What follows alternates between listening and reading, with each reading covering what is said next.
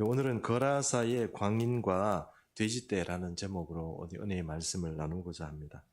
오늘 가다라 지방에 살던 어떤 광인의 이야기가 나오는데요. 이 광인의 이야기는 마가복음에도 나오고 또 누가복음에도 등장하게 됩니다.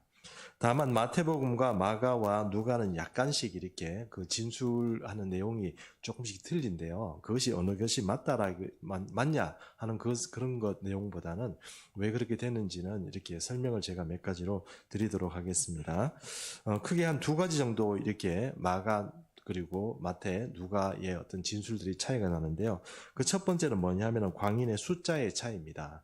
오늘 우리가 읽은 본문의 마태복음에서는 2명이라고 그랬지 않습니까? 근데 마가와 누가복음에는 1명이라고 나옵니다.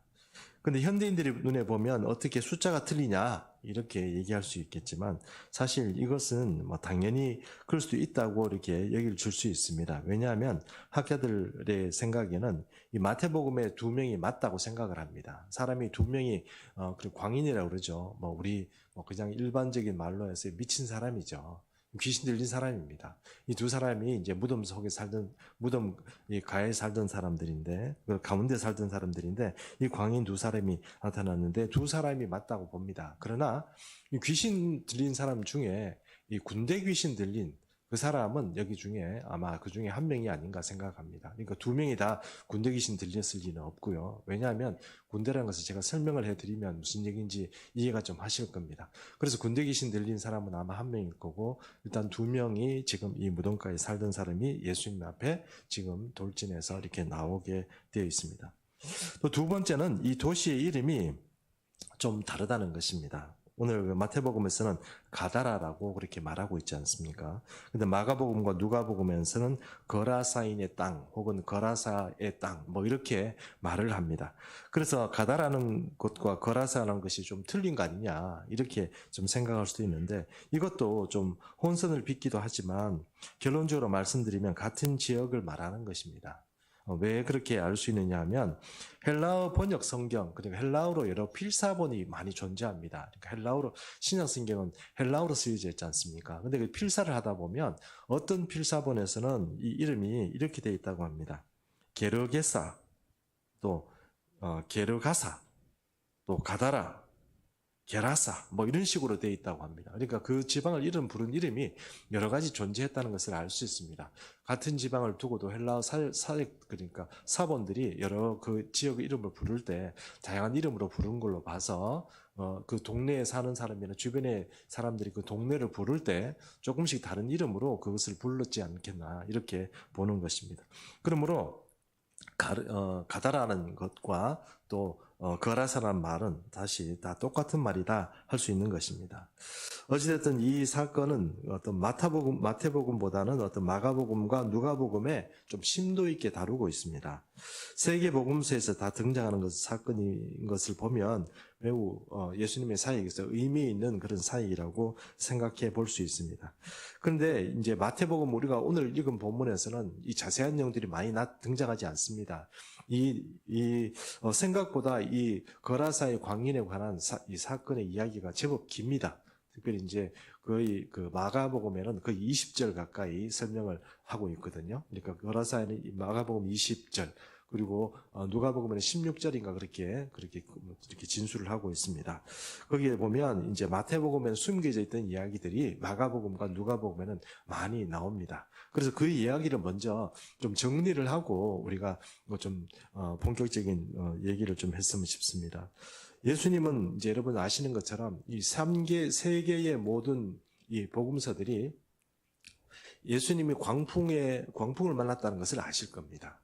그러니까 예수님이 건너가려고 했던 그 거라사 지방을 건너가려고 저녁에 출발을 했는데 광풍을 만났습니다. 그래서 광풍이라면 말 그대로 미칠 광자 아닙니까? 미친 듯한 그런 파도가 일어나서 예수님의 앞길을 막았던 것이죠. 그것을 이제 무사히 주님의 은혜로 믿음대로 이렇게 다 해결을 하고 거라사 지방에 들어갔습니다. 다음날 아침에 거라사 지방에 도착했는데 그런데 배에서 내리는데 그 지방을 활기하던 귀신 들린 광인 2명이 지금 예수님 앞으로 지금 돌진해서 나오는 겁니다. 나와서 나오게 되는데 이 두 사람, 이 광인 이 두 사람에 대한 이 마가복음과 또 그 누가복음 이야기들을 좀 참조해서 이야기를 좀 정리해 보면 이렇게 나옵니다.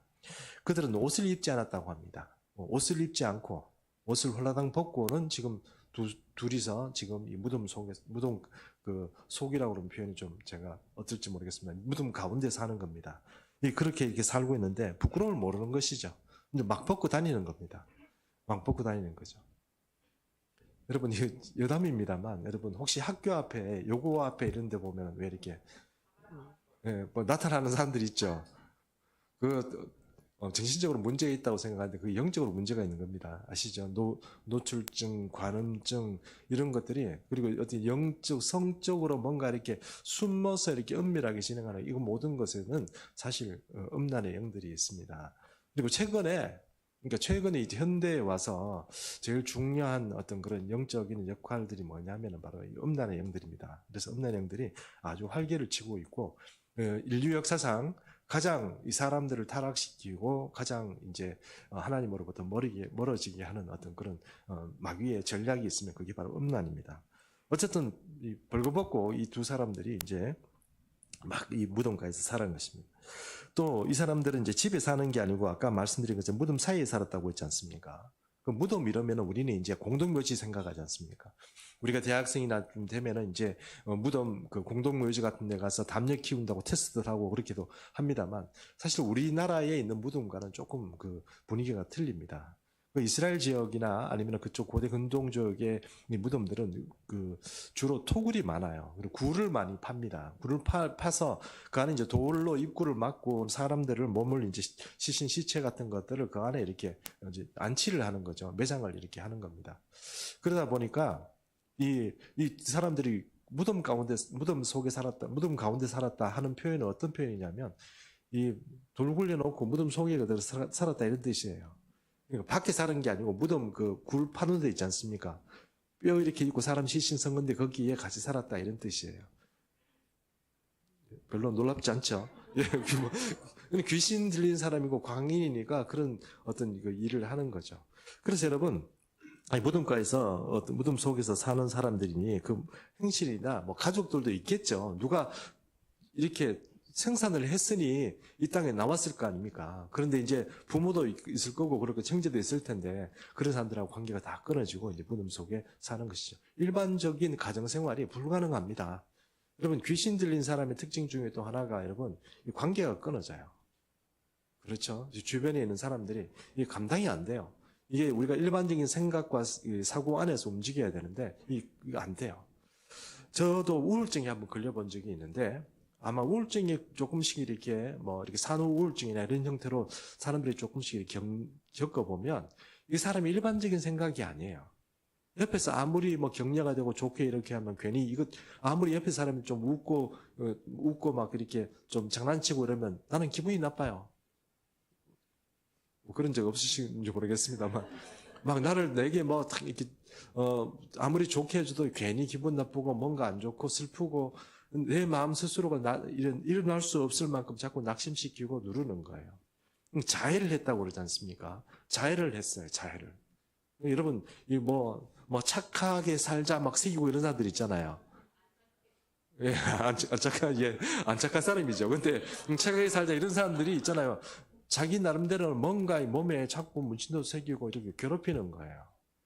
저는 여러분에게 미안하지만 특히 젊은 우리 청년들에게 꼭 부탁합니다. 타투하지 마세요. 타투하지 마십시오.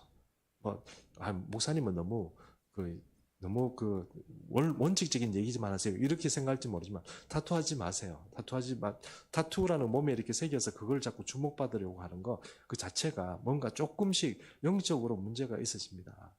옛날에 제가 청년 중에 어떤 친구는 성경 말씀을 자기 몸에 새겼어요. 그런데 나는 그러지 하지 말라고 그랬거든요. 근데 그 청년은 어떻게 잘 지내고 있는지 잘 모르겠습니다. 그 청년이 저를 잘 따르고 이렇게 했는데 그래도 하지 말라고 그래도 이렇게 막 해가지고 다니는 걸 보고 참 너무 이거 어떻게 해야 되나 좀 고민이 됐어요. 근데 말씀을 새기는 건 말씀은 좋은데 몸에 그렇게 새기는 거는 조금 이제 걱정이 됩니다. 어쨌든 자기 자신을 자해하고 이렇게 자꾸 손을 긋고 막 이렇게 하는 거지 않습니까? 그러다가 죽어요, 여러분. 그러다가 시도하다가 자꾸 이러다가 죽는다니까요. 그게 어떻게 사람이 일반적인 어떤 하나님의 백성이고 하나님의 사람이 그런 일을 하겠습니까? 그게 마귀가 역사하는 거라니까요. 귀신들이 역사하는 거예요. 죽어라, 꺼라, 기분 나쁘다, 막 계속 슬프다 이런 식으로 막 그렇게 자꾸 우리 속에서 충동질하고 그렇게 하는 겁니다. 사람이 정상적으로 살고 싶어 하죠. 그런데 우리 생각에는 그것이 이제 뭔가 여건이나 환경이나 이런 것들이 조성이 되면 괜찮겠지 생각하지만 그건 일반적인 현대인들의 생각이고요. 마귀는 그렇게 하지 않습니다. 귀신들은 어쨌든 이 모든 것이 갖추어지고 있으면 돈이 많으면 돈이 많은 대로, 돈이 적으면 적은 대로 뭔가 불평과 불만과 이렇게 우리 마음 가운데 그런 어떤 충동을 일으키고 그런 것들이 뭔가 나쁘게 가고 충동적이고 잘못되도록 그렇게 인도하는 것이 마귀라는 것입니다. 또 이 두 귀신 들린 광인들이요, 다른 복음서에 보니까 힘이 얼마나 센지요. 힘이 너무너무 센 거예요. 그래서 여러분, 이 사람들을 가두어 놓으려고, 이제 묶어 놓으려고, 이 쇠고랑 있지 않습니까? 쇠고랑 이런 거를 이제 채워 놓은 거예요. 채워 놓는데 놀랍게도 이 쇠고랑을 끊어요. 쇠고랑을 끊어버려요. 그러니 이게 누가, 어떻게 뭐 방법이, 쇠고랑을 끊는데 누가 어떻게 할 수 있겠습니까? 우리 중에 어떤 분들은 귀신이 얼마나 힘이 세다는 것을 한번 경험해 본 분들도 계실 거예요. 귀신들이요, 노인들 이런 분들도 귀신 들린 사람 이렇게 장정들이 가서 우리 집사님들이나 이렇게 붙잡잖아요. 와! 이렇게 흔들어 버리면 다 처박혀 버립니다. 네다섯 사람 붙어도요, 이게 감당이 안 돼요. 얼마나 힘이 센지요. 예. 그런 사람들하고 이렇게 상대해가지고 제일 이제 그 귀신 들린 사람들하고 상대하면서 교육자들이나 또 아니면 어떤 분들이 제일 무서워하는 게 뭐예요? 두들기 맞을까봐. 두들기가 제일 걱정해요. 모르시는구나. 두들기 맞을까 걱정해요. 옛날에 제가 어떤 귀신 들린 사람하고 이제 얘기를 하는데 저보고 이렇게 얘기하더라고. 내가 지금 너를 묶어서 죽을 지경을 막 두들기 패버리면 어떻게 될까? 뭐 이러는 거예요.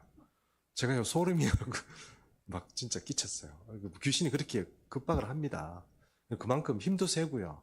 사람의 일반적인 어떤 상식을 가지고는 사람이 상대가 안 돼요. 거구고 있는 사람들도 정말, 그래서 귀신 축사하고 이럴 때 보면 정말 옆에 여러 사람들이 붙어서 이렇게 붙잡아줘야 돼요. 안 붙잡아 놓으면요, 그 감당이 안 돼요. 그런 일이 있다는 것입니다. 어쨌든 이 광의는 도저히 컨트롤이 안 된다 하는 것입니다. 쇠고랑도 끓는 판에 누가 그 사람들을 묶어서 잡을 수 있겠습니까? 그런 사람들이 이렇게 지금 무덤 속에 살았다 하는 것입니다. 그리고 이런 게다가 이 귀신의 이름이요, 놀랍게도 군대입니다. 군대. 군대니까 군대라고 그러면 보통 우리가 이제 그냥 군인인가 이렇게 생각할지 모르지만 아니요, 군대라는 말 자체를 원어로 보면 그 군대라는 말은 이게 군단이란 뜻입니다. 군단이라고 말하는 특정 용어를 여기에서 성경에서 쓰고 있어요, 원어가. 그럼 군단이라는 건 뭐냐면 로마 시대에 보면 이 로마 시대는 보통 로마 시대 자체가 15개에서 20개 정도의 군단을 운영해요. 군대 전체가 15개에서 15개로 이제 세분화되어 있는 거예요.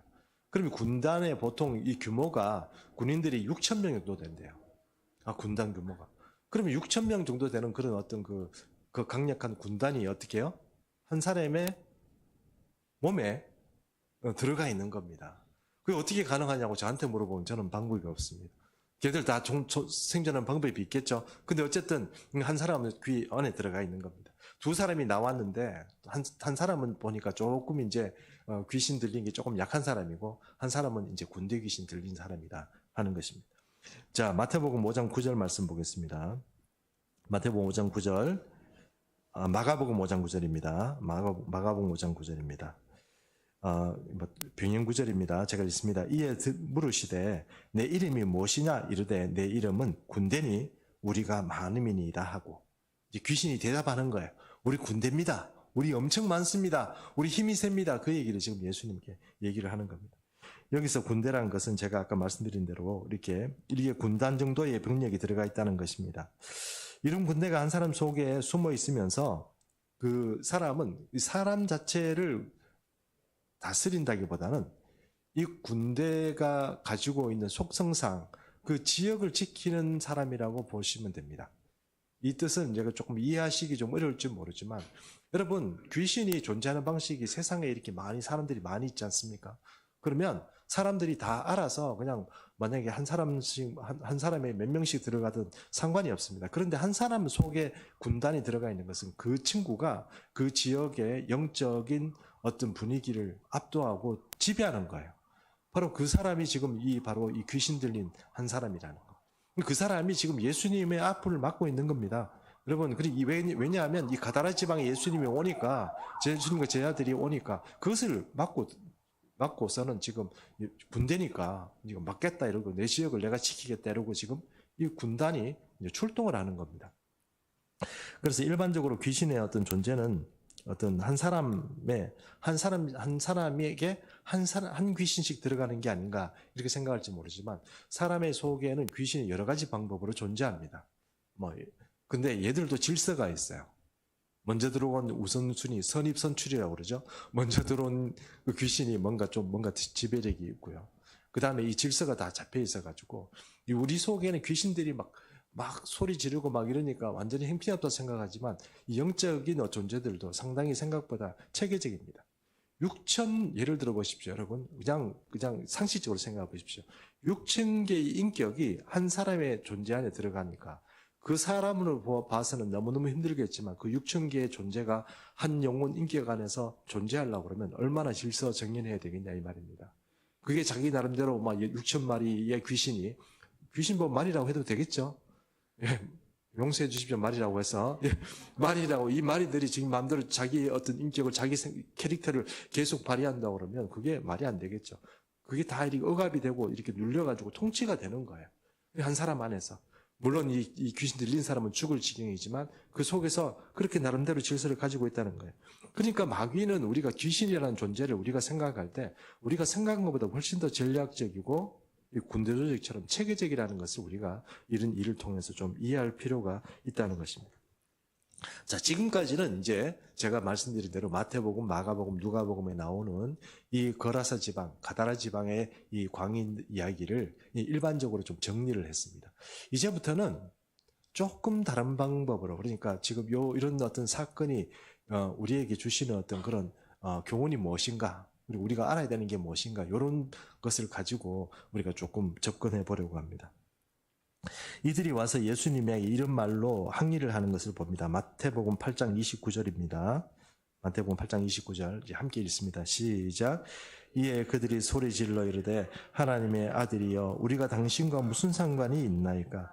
때가 이르기 전에 우리를 괴롭게 하려고 여기 오셨나이까 하더니, 우리는 이 장면에서 이 귀신들에 들린 자들이 예수님을 대단히 두려워하고 있다는 것을 알 수 있습니다. 여기 보면 이제 왜 괴롭게 하냐 이렇게 하는 거죠. 왜 괴롭히려고 우리한테 왔냐 이런 얘기를 지금 하는 겁니다.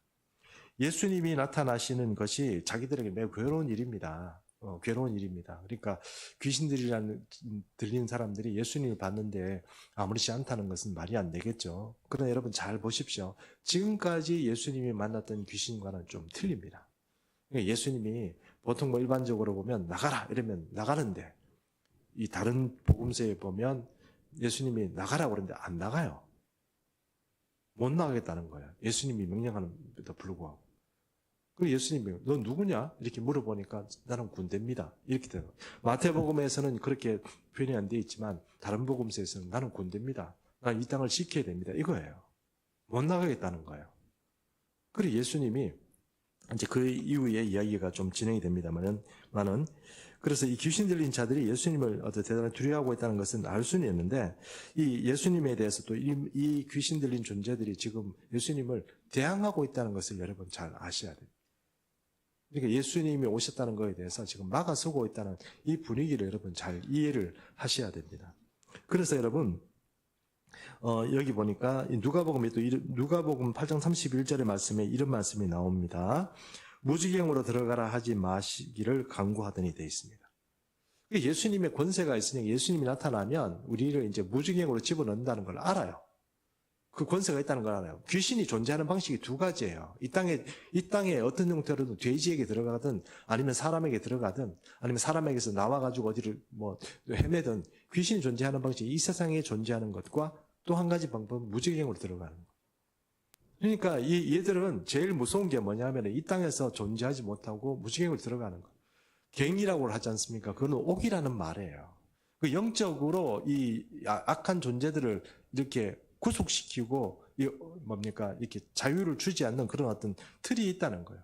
거기에 갇히면 영원이라도 힘든 거예요. 사람 속에 있으면 사람이 가지는 감정과 온갖 희락을 이 귀신들이 같이 누립니다. 그런데 이 사람에 있는 어떤 그런 자기 마음대로도 이 사람들의 캐릭터를 만지기도 하고 자기가 가지고 있는 귀신의 캐릭터를 가지고 이 사람들을 이 성격을 가지고 자기 마음대로 또 인도할 수도 있어요. 성질을 내게 한다거나 아니면 음란하게 만든다거나 그것은 뭐 다양한 어떤 귀신들의 역할을 통해서 그런 일들을 만들어갈 수 있다는 것입니다. 그런데 만약에 어떤 계기로 인해 가지고 무지경으로 쫓겨 들어가 버리면 그때부터는 방법 없는 거예요. 그냥 그 자기들도 말 그대로 갱 속에서 한마디로 말하면 교도소에서 살아야 되는 거예요. 그렇기 때문에 이 영적인 귀신들이 제일 싫어하는 게 바로 무지경으로 쫓겨가는 거예요. 근데 예수님이 오셨으니까 이 군대가 일시에 지금 다 그냥 6천 마리가 지금 무지경으로 지금 다 들어가게 생긴 거예요. 그러니까 제발 우리는 무지경으로 쫓아내지 마세요. 얘들이 얘기하는 얘기가 그 얘기입니다. 그리고 또 여기서 또 한 가지 우리가 유의해야 될 내용이 있는데 그것은 이 귀신들의 이야기를 잘 들어보면 왜 때가 이르기 전에 예수님이 오셨냐는 거예요.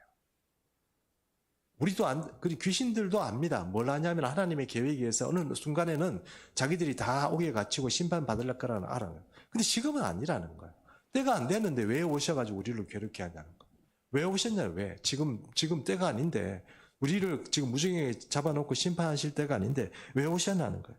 그러니까 지금 우리가 지금 여기서 지금 버티고 귀신을 들린 사람을 데리고 살든 아니면 이 지역을 우리가 영적인 분위기를 우리가 묵고 살든 그것은 우리에게 지금 합당하게 허락되는 그런 법이라는 거예요. 지금 우리가 합당히 허락되어 있는 건데 그걸 왜 지금 예수님이 오셔가지고 하나님 나라를 전파하고 그렇게 하냐는 거예요.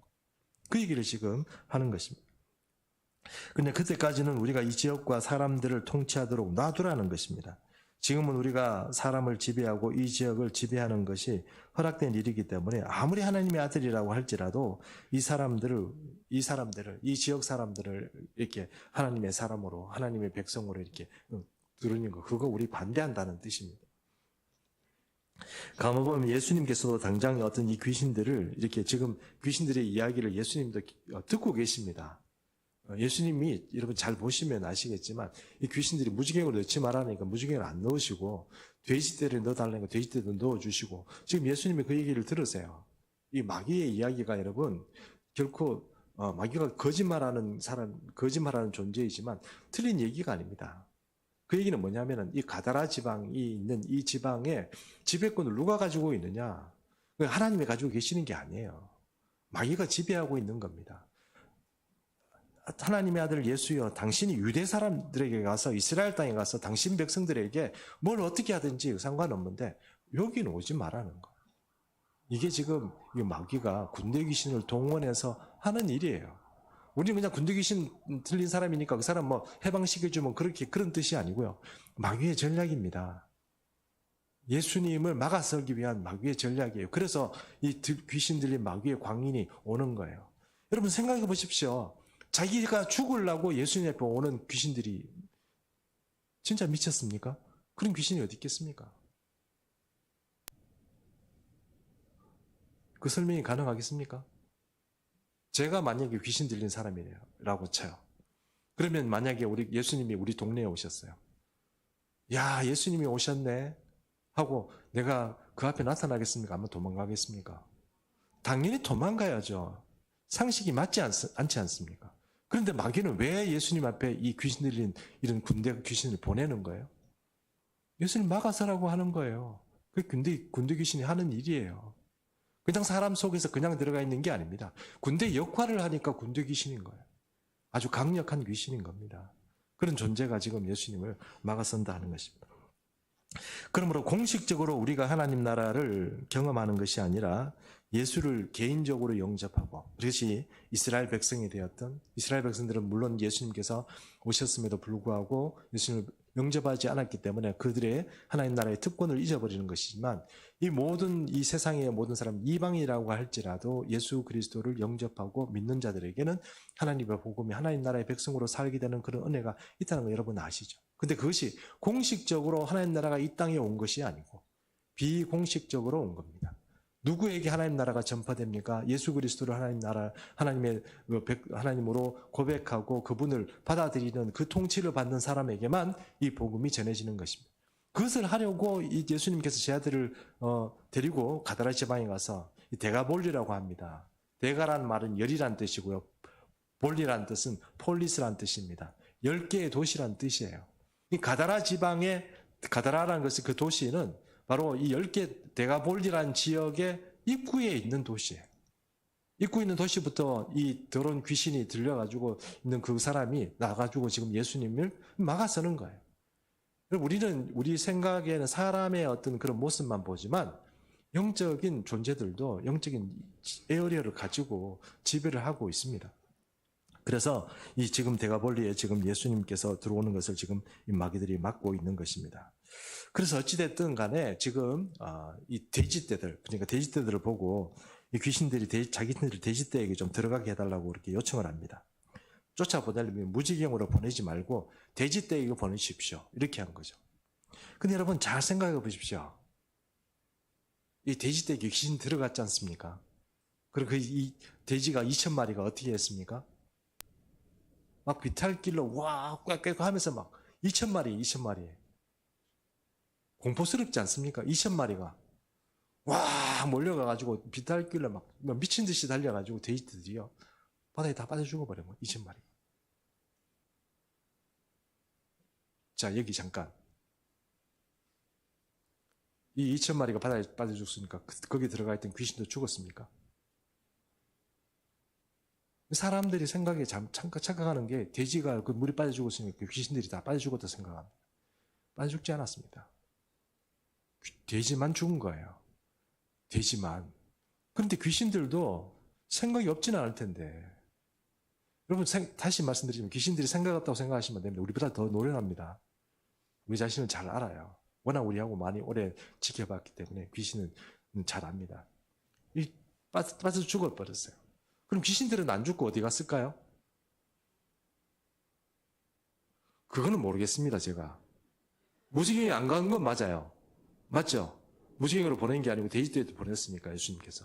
무지개에 들어가! 이러면 들어가야 되겠지만 그게 아니니까. 어디로 간지 모르지만 한 사람 캐릭터, 한 사람의 이 인격 안에 있던 이 귀신들이 다 쫓겨나가 돼지떼 2,000마리를 몰고 바다에다 빠져 죽이고 자기들이 어디 간지 모르지만 그럼 왜 돼지떼를 그렇게 무섭게 그런 광란의 질주를 일으켜서 이 물에 빠져 죽이게 했을까요? 그냥 빠져 죽이려면 돼지떼들이 무슨 억한 심정에서 돼지에게 뭐 그렇게 해가지고 그 돼지떼를 다 그냥 한꺼번에 2,000마리나 다 죽인단 말입니까? 공포를 조성하는 겁니다. 공포를. 그리고 그 결과는요, 나중에 우리가 이 결과들을 보면 왜 돼지떼를 그렇게 죽였는지 그 이야기가 알 수가 있어요. 그래서 계속 한번 해보면요, 그것을 치던 사람들이 그것을 봤습니다. 귀신 들린 사람은 나왔는데, 나와가지고 얘들이 돼지떼 2,000마리를 몰고 가는 바람에 돼지대로 갑자기 컨트롤이 안 되면서 2,000마리가 와 모여가지고 막 물에 빠져 막 죽는 걸 돼지를 목축하던 사람들이 봤습니다. 그런데 상상 이상의 어떤 경악스러운 일이에요. 돼지의 습성도 맞지도 않고 그런데 하여튼 뭐 이렇게 와가지고 막 다 빠져 죽는 것을 봤습니다. 얼마나 놀랐겠습니까?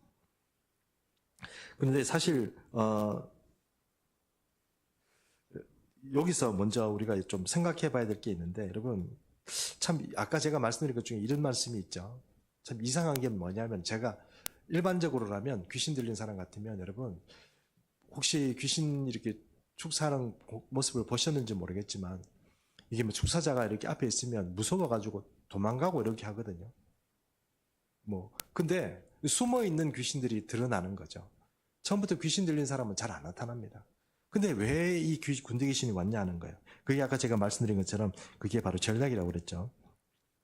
마귀가 때를 지어 덤벼들어도 예수님을 어찌하지는 못할 텐데 그들은 뻔히 알면서도 왜 귀신들이 예수님을 앞에 나서서 주님께 도전을 하는 것일까요? 그것은 여러 가지 어떤 설명이 가능하겠지만 도저히 상대가 안 되는 것을 알면서도 그렇게 하는 것은 예수님께 지금 저항하고 시위하는 겁니다. 들어오지 말라는 거예요. 그래서 그 결과들이 어떻게 됐습니까? 이 사건의 결과를 보면 이렇습니다. 사람들이 이 거라사 지방이라는 것이 아까 데가볼리의 입구 도시라고 그랬습니다. 그러면 예수님이 만약에 이 거라사 지방에 들어가서 제 아들과 함께 회개하라 천국에 갖고 왔다 이렇게 해서 회개 이 복음을 전파했다 그러면 이 데가볼리 전 지역에 많은 사람들이 개종적으로 나올 수도 있고 그중에 예수를 믿게 되는 사람도 있을 거고 한마디로 말하면 천국 백성이 거기서 생긴다는 거예요. 그것을 지금 막으려고 하는 거잖아요. 막으려고 하는데 여러분 귀신이나 사람이나 마찬가지지만 이 인격은 이 사람이 오케이 들어오세요 이렇게 오픈하지 않은 이상 절대로 들어가지 못합니다. 요한계시록 이런 말씀 있지 않습니까? 누구든지 내 음성을 듣고 내가 문을 노크한다고 그러잖아요. 문을 두드리노니 누구든지 내 음성을 듣고 이렇게 문을 열고 나를 영접하면 내가 들어가서 그와 더불어 먹고 그와 더불어 마시리라 뭐 이런 표현이 있지 않습니까? 예수님조차도 매우 전털하신 분이에요. 예수님도 내가 들어갈까? 예수님 제가 주님을 영접합니다. 내 삶에 들어오시고 나의 주인이 되어주세요. 이렇게 할 때는 가능하지만 마귀는 어떻게 합니까? 사람을 주로 속여요. 그 허위 계약서, 잘못된 계약서를 쓰는 것과 똑같아요. 우리가 세상 살면서 이렇게 대출을 받는다거나 여러 가지 형태로서 우리를 속이고 잘못된 방향으로 인도하는 일이 얼마나 많습니까? 그런데 그 가운데 우리가 구제를 받고 싶고 법의 뭔가 구제를 받고 싶어도 할 수 없는 게 뭡니까? 잘못된 계약을 맺게 되는 경우입니다. 우리가 속아서요. 그것이 바로 귀신이 우리에게 하는 일이에요. 그래서 우리가 귀신들에게 지배를 받게 되는 것입니다. 어쨌든 데가볼리에 예수님이 전도를 갔을 때 이 입구에서부터 지금 전도하지 못하도록 지금 얘들이 지금 막고 있는 것입니다. 그래서 그 방법이 뭐냐면 돼지떼에게 들어가는 거예요. 돼지떼에게. 들어가서 돼지떼를 몰살시켜버리는 겁니다. 그러면 여러분 어떤 일이 벌어질까요? 마태복음 8장 33절에서 34절 한번 보겠습니다. 예. 같이 읽겠습니다. 시작. 치던 자들이 달아나 시내에 들어가 이 모든 일과 귀신 들린 자의 일을 고하니 온 시내가 예수를 만나려고 나가서 보고 그 지방에서 떠나기를 간구하다. 여러분 이게 결과예요. 마귀가 바보가 아니에요. 돼지떼 2,000마리를 잡아 물에 빠져 죽이면 그것을 보고 와 큰일 났다고 생각할 거 아니에요. 그 사람들이 가서 이 돼지떼 지금 다 죽었다. 그 얘기를 사람들에게 하니까 온 동네 사람들이 다 온 거예요. 여러분. 온 동네 사람들이 와서 예수님께 뭘 얘기합니까? 떠나시기를 원해요. 여러분 귀신 들렸다는 것 자체가 귀신 들렸다고 말하는 그 자체를 여러분 지금까지는 보세요. 만약에 눈먼 귀신이 있었으면 예수님이 쫓아내면 눈이 밝아졌어요. 귀신 들려서 이상한 짓 하고 있는 사람이 예수님이 고쳐주면 그 사람이 정상인이 돼요. 온갖 모양으로 귀신 들리고 이렇게 뭔가 아프고 괴롭고 그런 귀신들을 예수님이 오셔서 해방시켜 줬을 때 지금까지는 어때요? 좋은 일만 있었죠. 귀신들이 물러가 우리 삶에서 얼마나 풍성해지고 좋은 일이 많이 생기는지 아세요? 우리를 스스로 시간을 낭비시키고 물질을 낭비시키고 관계를 악화시키는 이 모든 귀신의 역할들, 우리 속에서 만약에 우리 가정에서 귀신의 영역들, 그 그rum들이 거치게 되면 놀라운 일들이 일어납니다. 하나님의 역사가 성령의 은혜가 있기 때문에 그래요. 그래서 지금까지는 그랬는데 이번에는 틀린 거예요. 왜요? 돼지떼 2,000마리가 죽었잖아요. 돼지떼 2,000마리가 죽었어요. 손해가 엄청났어요. 돼지떼 2,000마리면 여러분 요즘 뭐라고 말씀드릴지 모르겠습니다. 한 기업이 그냥 순간적으로 도산한 거예요. 작은 중소기업이 아니고 중급 이상의 기업이 2,000마리니까 여러분 돼지 2,000마리 쓰는 게 그 당시에 작은 사업은입니까? 미원 이런 회사 있잖아요. 그 빙그레 이런 농심 이런 회사 있잖아요. 식품 만드는 회사, 라면 만드는 회사 말입니다. 기업이 하루아침에 망한 거예요. 식자재가 다 어떻게 해요? 한꺼번에 없어진 거죠. 그러니 거기에 있던 사람들이 예수님이 오면 어떤 일이 벌어질 거라고 생각해요. 사람 고친 건 이 사람들에게는 문제가 안 돼요. 이 사람이 그 미친 짓 하던 사람이 멀쩡하게 있는 거 그 자체는 그들에게 문제가 안 돼요. 예수님이 계속 와서 이런 일이 벌어지면 마귀는 계속 우리를 해코지할 거고 그렇게 되면 어떻게 될까요? 그렇죠. 뻔하게 알겠죠. 그게 마귀의 전략입니다, 여러분. 예수님이 오면 우리에게 손해가 나고 예수님이 오면 나한테 뭔가 이렇게 예수님이 나한테서 뭘 빨아가겠구나. 예수님을 믿게 되면 뭔가 내게서 뭔가 훔쳐겠고 강도짓당하고 지금 뭔가 내가 누리고 있는 재산이나 뭐든지 간에 이게 빼앗기겠구나. 이런 두려움들을 그들 속에 다 심어버려요. 그러니 그 사람들이 마을 사람들이 떼거리로 몰려와서 뭐라고 얘기해요? 좀 가주세요. 가주세요.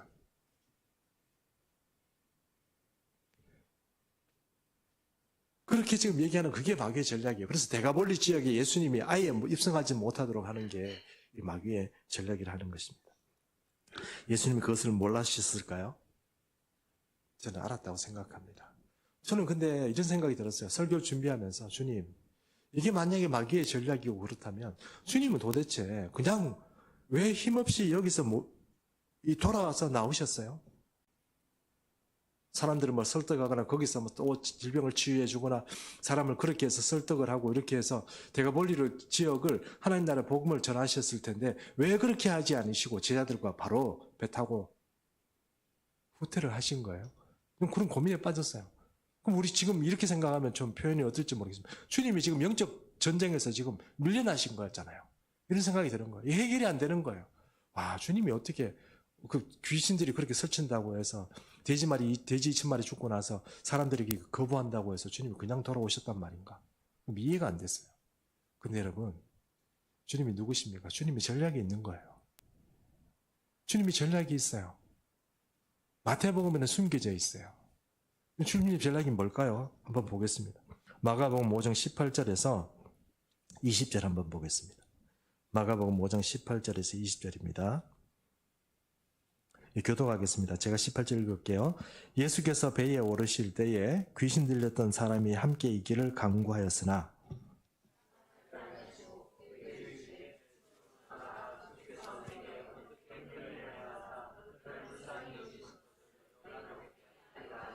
(20절) 같이 있습니다. 가서 예수께서 자기에게 어떻게 큰일을 행하시는지를 내가 볼리에 전파하니 모든 사람이 놀랍게 여기더라. 그렇습니다, 여러분. 예수님의 전략은 무엇입니까? 귀신 들려서 해방된 이 한 사람. 이 한 사람이 가다라 지방에 있는 대가볼리 전체를 다니면서 예수를 전파하는 거. 아, 예수란 존재가 이 땅에 오셔. 내가 예전에 너희가 알잖아. 내가 이런 사람인데 내가 해방되고 자유케 되고 예수님이 나를 이렇게 해줬어. 귀신 들렸던 것들이 귀신이 몰려나고 귀신이 쫓겨나더라. 그런 이야기를 지금 대가볼리 지역에 다니면서 간증하는 거예요. 증인이 되는 거예요. 그것이 예수님의 전략인 거예요. 예수님이 직접 제 아들을 몰고 거기 가서 하나님 나라를 전파하고 설교하고 전도하지는 못했지만 이 대가볼리 지역의 귀신들이 이 광인한 사람을 통해서 이 대가볼리 지역에 복음이 전파되도록 하시는 것. 그게 예수님의 전략이에요. 더러운 귀신은 2,000마리를 배에서 바다로 몰살시키면서 사람들을 겁박하고 겁을 주면 된다고 생각했지만 예수님은 예수님대로 이 한 사람을 통해서 이 구원의 복음이 전파되도록 그렇게 말씀하셨다 하는 것입니다. 저는 우리 오늘날 그리스도인들이 우리 예수님 믿는 사람들이 들어야 될 음성이 두 개가 있다고 생각합니다. 두 가지. 그 하나는요, 성령의 음성이에요. 그건 우리가 부인할 필요가 없는 거죠. 성령의 사람이고 영적인 일을 한다고 그러면서 성령의 인도하심을 못 받는다는 만큼 그것도 좀 불행한 일은 없어요. 그러므로 여러분, 우리가 우리의 삶에서 주님을 끌어와서 주님 내 삶에서 이렇게 해주십시오 저렇게 해주십시오 요구하는 것보다 주님 내가 주를 위해서 어떻게 한번 살아볼까요 하는 그런 요청들이 더 필요합니다. 왜냐하면 거기에 내 삶을 한번 맞춰봐야 성령의 음성을 듣기 시작해요. 그러면 여러분, 우리가 하나님의 뜻에 따라서 우리가 복된 길로 풍성한 길로 살아갈 수 있는 그런 요건이 돼요. 먼저 예수님을 제대로 영접하고 우리 속에서 성령의 음성을 따라가면서 살아가는 인생이 돼야 됩니다. 그것이 첫 번째입니다. 그러므로 예수 믿는다고 하면서도 자기 생각대로 자기 욕심대로 살아가는 것만큼 불행한 인생은 없어요. 그러므로 여러분, 우리가 반드시 성령의 음성을 듣는 그런 어떤 성도들이 되어야 되겠습니다. 두 번째가 있는데요. 그게 뭐냐면은 여러분, 그 가다라 지방에 있는 그 많은 사람들이 그리고 대가볼리 지역에 있는 사람들이 그 귀신 들린 한 사람 어쩔 수가 없었어요. 그냥 무서워하고 그렇게 했단 말이에요. 근데 예수님이 그 사람을 자유케 해주고 치유해줬어요. 해방시켜줬어요. 그 사람 나름대로 얼마나 고통스러웠겠습니까? 근데 아무도 해결해 주지 못했어요. 근데 예수님이 그 사람을 해방시켜 주시고 그 사람을 바로 데가볼리 지역의 사람으로 파송하는 거예요. 네가 가서 가족들에게도 보이고 사람들에게 누가 어떻게 했다는 것을 사람들에게 전파하라. 그 사명을 가지고 여러분, 예수님 저는 이제 더 이상 여기 소망이 없어요. 내가 예수님 따라가겠습니다. 이렇게 했지만 넌 따라오지 말고 너에게 어떤 일이 벌어졌는지 사람들에게 전하라. 그 예수님이 파송이에요. 여러분, 파송받은 자가 무엇을 해야 됩니까? 사람들에게 복음을 전해야 되는데요. 여러분, 이게 우리는 예수님을 이렇게 믿으니까 하다못해 우리가 좀 답답할 때는 나와서 예수님께 기도도 하고 그러지 않습니까? 근데 세상 사람은 그런 게 없어요. 우리가 세상 사람들을 만날 때 어떤 때 이런 경우도 있습니다. 저 사람들이 우리보다 더 잘 산다는 느낌이 들 때가 있어요. 더 안정적이고 더 잘 사는 것 같아요. 그 영혼의 핍절함과 괴로움이 우리 눈에는 보이지 않아요. 숨겨져 있어요. 우리에게 하나님이 필요한 것처럼 그들에게도 하나님이 필요합니다. 영혼의 고통이 있는 거예요. 영혼의 사로잡힘이 있는 거예요. 거기서 해방을 시켜줘야 되는데 우리는 우리 자신만 지금 급급하다 보니까 저 사람들이 나름대로 다 방어책을 가지고 예수 안 믿고 이렇게 하는 걸 보니까 나름대로 뭐 괜찮은가 보다 이렇게 생각하고 그냥 그 영혼이 사는데 별로 문제 없는 거구나 이렇게 생각할지 모르지만 여러분 그렇지 않습니다. 여러분이 살아보니 우리 얼마나 힘들고 어려운 일들이 많아요. 그때마다 우리는 주님 앞에 기도하잖아요. 예배 가운데 어떤 면에선 설교를 듣다가 또 말씀을 읽다가 우리가 힘을 얻고 성령의 은혜 가운데서 우리가 또 어떤 해결을 받고 해갈도 받고 이렇게 하지 않습니까? 그런데요, 그 사람들은 방법이 없어요. 세상은 절대로 그 사람들의 인격에 대해서 그 사람의 삶의 영혼의 문제에 대해서 전혀 관심이 없습니다. 관심을 가질 수 있는 사람은 예수 믿는 사람밖에 없어요. 그러면 여러분, 제가 아까 말씀드린 것처럼 우리가 성령의 음성을 듣는다면 또 그 사람들의 고통의 음성을 좀 들을 줄 알아야 돼요. 그 영혼의 음성, 영혼의 갈급함, 이런 음성을 우리가 좀 들을 줄 알아야 된다는 거. 그것이 들려야 여러분 그 사람들 사랑할 수 있습니다. 그들이 방비책을 치고 예수쟁이 뭐 어떻게 하고 뭔가 이렇게 험담하고 성질 내고 거부하고 이렇게 하더라도 여러분 그 음성이 여러분에게 들리기 시작하면 그 사람들을 용납하고 이해하고 사랑할 수 있는 그런 마음들 우리에게 생기는. 근데 그것이 전혀 우리 마음에 느껴지지 않고 들리지 않으니까 저 인간이 뭐 잘 사는가 보다. 나보다 형편이 낫는가 보다 이렇게 생각하는데 그렇지 않습니다, 여러분. 세상에 천국의 복음이 전해져서 예수 믿게 되는 것은 아무에게나 허락된 것이 아닙니다. 우리에게 허락된 이 특권을 가지고 우리가 또 이 거라사의 광년처럼 치유받고 새롭게 된 사람이라면 우리가 한 가지 또 주목해야 될 사실이 있는데 그것은 예수 믿지 않은 사람의 영혼의 고통의 음성을 우리가 듣는 것입니다. 그 두 가지를 들을 줄 알아야 오늘 현대인을 살아가고 그리스도인으로 살아가는데 결격 사유가 없는 것입니다. 여러분 예수 믿은 충성교회 성도 여러분을 주님께서 여러분에게 보내셨다고 생각하십시오. 내가 여기서 뭐 어떻게 하겠다. 그 생각하지 마십시오. 제발 부탁하는데. 그렇게 생각하지 말고 주님이 왜 나를 보내셨나 이걸 먼저 좀 생각해 보십시오. 그러면 여러분 이 옥포 지역에 있는 사람들 여기 보면 낙심한 영혼들 또 삐뚤어진 영혼들 뭔가 기회를 잡지 못한 영혼들이 수두룩백백할 텐데 그들의 고통은 아무도 들리지 않고 내가 가지고 있는 내 어떤 신앙적인 문제만 가지고 주님 이거 주세요 저거 해주세요 이렇게 한다 그러면 여러분 내 고통은 모르겠지만 저 울부짖는다고 할까 영혼들의 어떤 그런 고통은 우리가 들어주지 않고 해결해 주지 않으면 도대체 누가 해결해 줄 수 있다 하는 것입니까?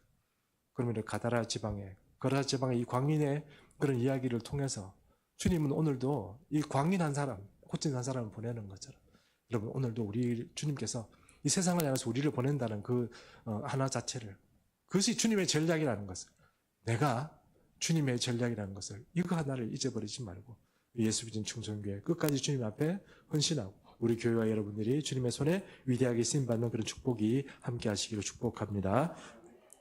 우리 함께 찬양 하나 하고 축도하겠습니다.